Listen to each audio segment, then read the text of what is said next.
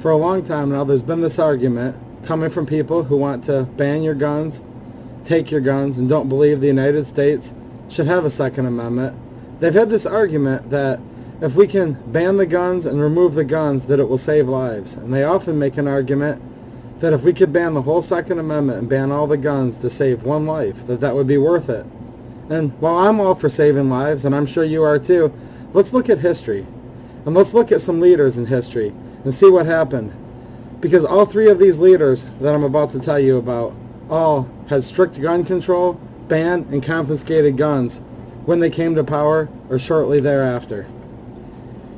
First, the first politician I'm going to go over here that came to power was General Mao, or otherwise known as Chairman Mao of China.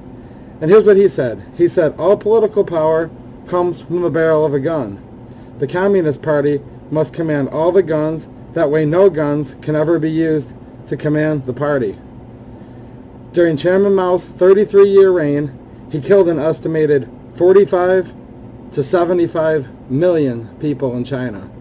45 million of which were killed in a 4-year war of the government versus the peasants.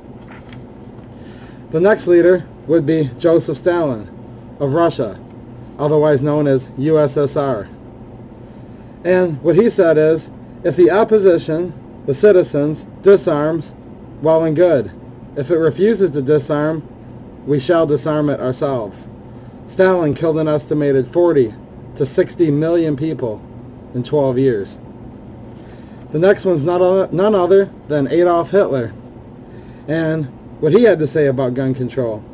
The most foolish mistake we could possibly make would be to allow the subject races to possess arms. History shows that all conquerors who have allowed their subject races to carry arms have prepared their own downfall by doing so. Indeed, I would go so far as to say that the supply of arms to the underdogs is a sine qua non for the overthrow of any sovereignty. During the 11 years Hitler was in power, he killed an estimated 17 to 20 million people.